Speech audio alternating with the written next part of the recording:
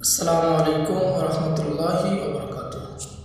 প্রিয় দর্শক, আজকের এসেছি বিশ্ব নবী সাল্লাল্লাহু আলাইহি সাল্লামের তিনি কি খাবার বেশি পছন্দ করতেন এবং কি খেতেন, কত ধরনের খাবার, বেশি কোন খাবারগুলো খেতেন এবং কোন খাবারগুলো কম খেতেন সে বিষয়ে কিছু আলোচনা করবো ইনশাআল্লাহ।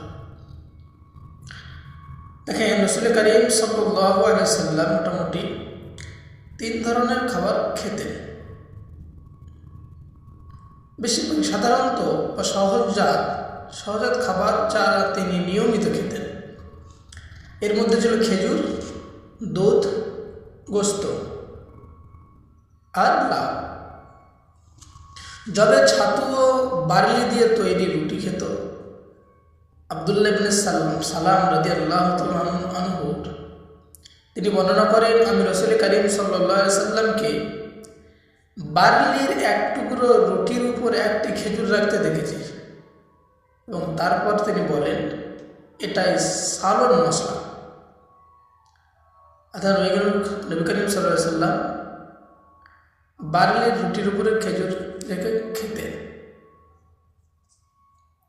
রাসূল করিম সাল্লাল্লাহু আলাইহি সাল্লাম এমন কিছু দুর্বল খাবার খেয়েছেন যা সচরাচর পাওয়া যেত না। এই ধরনের খাবার নবী করিম সাল্লাল্লাহু আলাইহি সাল্লাম খুব কম সময় খেয়েছেন, যেমন খরগোশের গোশত, সামুদ্রিক মাছ ইত্যাদি। অথবা এ দ্বারা বোঝা যায় খরগোশের গোশতও খাওয়া যায়, কিন্তু সাধারণ মানুষ আমরা খায় না বা খেতে গেলে বিভিন্ন কথা বলে। বিশ্ব নবী করিম সাল্লাল্লাহু আলাইহি সাল্লামের কিছু খাবার একটু বেশি পছন্দ করতেন, যেমন মধু, মিষ্টান্ন, শারিদ ও খাসির সামনের রান ইত্যাদি বিভিন্ন আছে। রাসূল কারীম সাল্লাল্লাহু আলাইহি সাল্লাম যে সমস্ত খাবার গ্রহণ করতেন বা জীবনে একবার হলেও খেয়েছেন বলে বর্ণনা পাওয়া যায়, তার একটি সামগ্রিক তালিকা দেখা গেল যে ফল জাতীয় খাবার তিনি সবসময় খেতেন। রাসূল কারীম সর্বসময় নানা ধরনের ফল জাতীয় খাবারগুলো বেশিরভাগ গ্রহণ করতেন বলে জানা যায়। এর মধ্যে কিছু ছিল নিয়মিত খাবারের অন্তর্ভুক্ত, আবার কিছু খুবই পছন্দনীয় এবং কিছু তিনি কদাচিৎ খেতেন, কিছু সামান্য মাত্র খেতেন। এর মধ্যে উল্লেখযোগ্য হলো সবসময় খেতেন যেগুলো, বেশি খেতেন যেগুলো, তার মধ্যে উল্লেখযোগ্য বিশ্বনবী করিম সাল্লাল্লাহু আলাইহি সাল্লাম তারা জীবনে সবচেয়ে বেশি যে খাবারটি খেয়েছেন তার নাম খেজুর। মরুময় আরবে খেজুর অন্যতম প্রধান খাদ্য। এই খেজুর সম্পর্কে রাসূল কারীম সাল্লাল্লাহু আলাইহি সাল্লাম বলেন, যে বাড়িতে খেজুর নেই সে বাড়ির অধিবাসীরা অভুক্ত।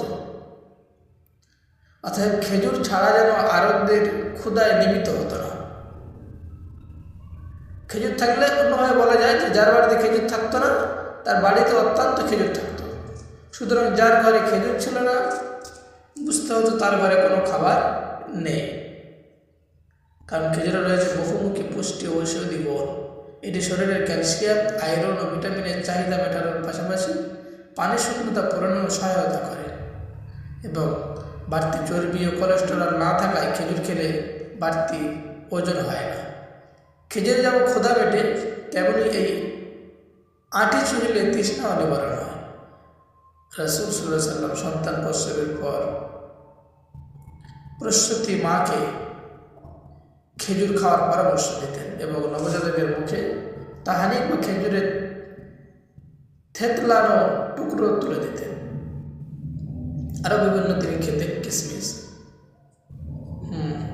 বা তরমুজ, জাইতুন, মধু, মিষ্টান্ন সকলও তিনি খেতেন।